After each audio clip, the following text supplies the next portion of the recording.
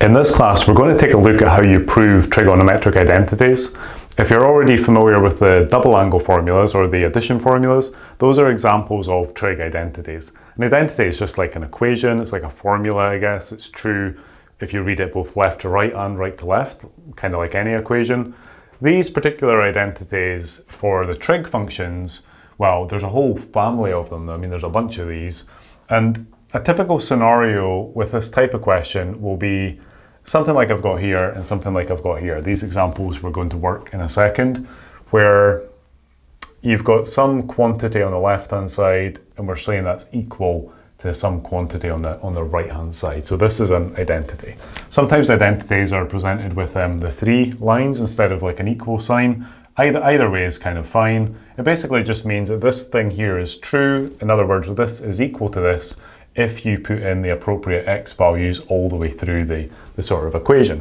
Same over here, we're going to try and prove that this here is equivalent to this here. So when we're proving these, we sometimes need to pull in other trig identities like the double angle formulas, the addition formulas, or there's some others as well. 2 that are particularly helpful are sine over cos equals tan. So sine x over cos x equals tan x. That's quite a useful one for these question types. And another one, which you may be familiar with, is sine squared x plus cos squared x equals 1. So keeping those in mind as we work through these questions. The key in terms of the technique for these is to start on one side of the equation, usually the left-hand side, but not necessarily. Start on one side and develop it into the other side. So we're going to take this big mess of algebra here and try and turn it into sine cubed x.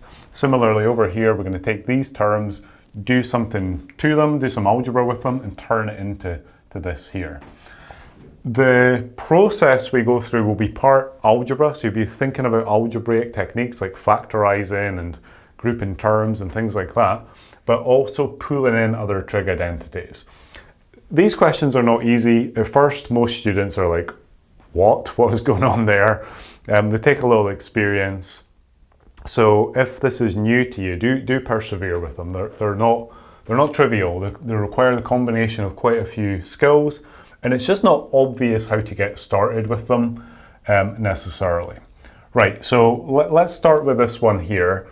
The thing to not do is to start by writing down the thing you're trying to prove. This is what we're trying to prove, but if you start with this whole equation, there's nowhere to go with your algebra. Instead, we want to start with this part here, the left-hand side, and turn it into the right-hand side. That can go the other way as well. You could start with the right-hand side and turn it into the left, but generally these questions are designed to work like left to right, okay? But do bear in mind that sometimes you might want to start on the right-hand side, although that I would say is quite unusual. So I'm just going to pull down this left-hand side to make that our starting point. So we've got sine 2x over 2 cos x minus sine x cos squared x. And after a few lines of algebra, we want this to change to sine cubed x. That's our end point. It's not obvious what to do with this. Where do we start? Well, one thing to look out for are double angles. If you've got a double angle in here, like a sine 2x or a cos 2x, there's a good chance that you can use one of the double angle formulas, or you certainly can use it. There's a good chance you have to use it to develop this. So from the double angle formula, sine 2x is equivalent to 2 sine x cos x.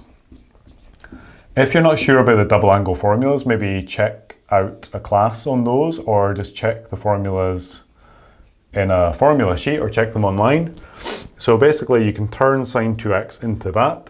So everything else is staying the same here. All that I did was change the sine 2x into 2 sine x cos x. Notice now that this fraction here has got a 2 top and bottom, so they can cancel, and a cos x top and bottom, so they can cancel as well.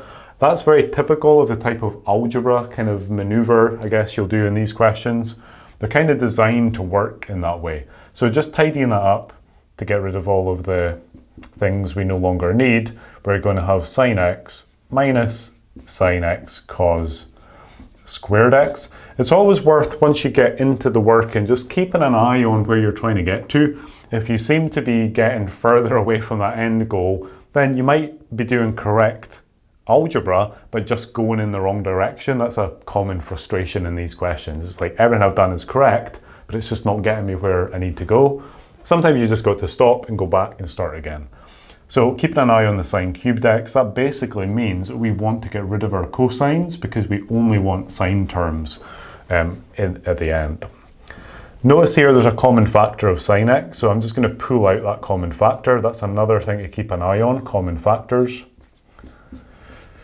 Okay, and then this here is not obvious what to do with, but if we think about it, if we're trying to make a sine cubed x, and we've already got a sine x times something, it must be that if we want to get to that goal, this would have to be sine squared x. So can we justify making that into a sine squared x? If we can, then we're good to go, because sine squared times sine would give us sine cubed. How do we justify that this is sine squared x? Well, if we turn to this formula here, if you were to rearrange that formula by taking the cos squared to the other side, you would end up with sine squared x equals 1 minus cos squared x. So sometimes these trig identities that I put up here are going to be used in a manipulated form, and that's not easy. Again, that takes experience to know what to do with that.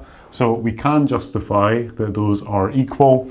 So this here is just sine squared x. That means that sine x times sine squared x gives us the thing that we wanted, which is sine cubed x.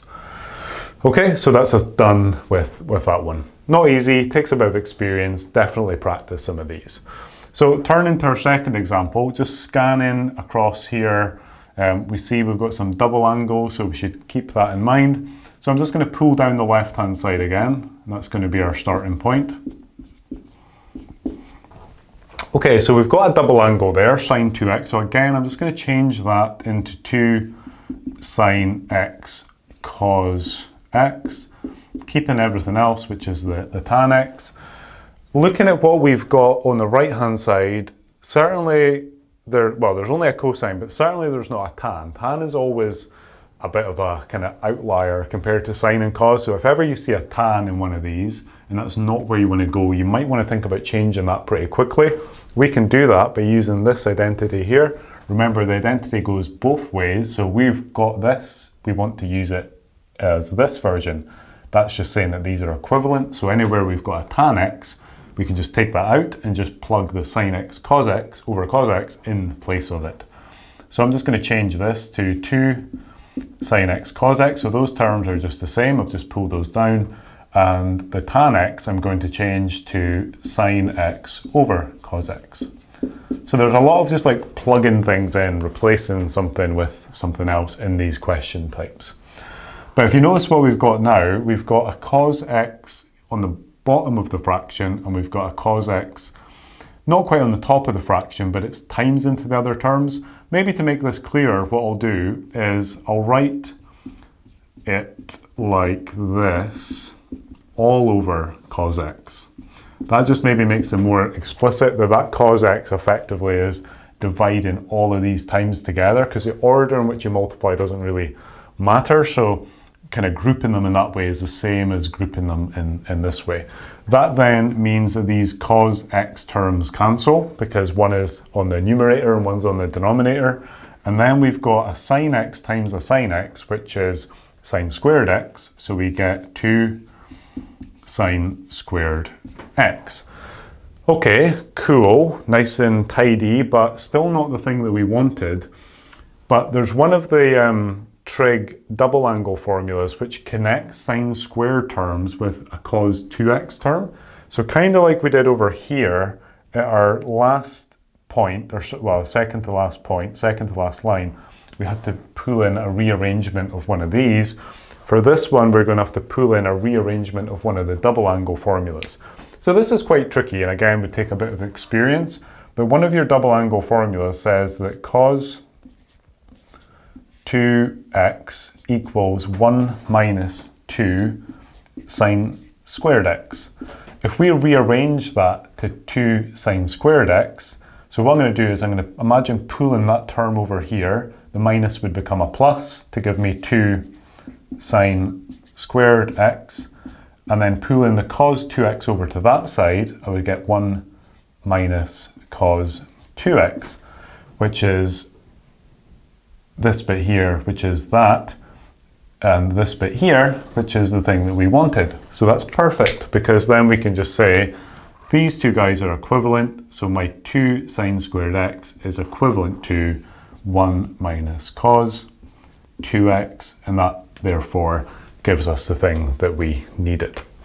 So definitely tricky questions that require, like I say, a bit of experience, knowledge of the double angle formulas, maybe the addition formulas, these other trig identities. So if you're working this topic in your trig class, practice questions is probably the key.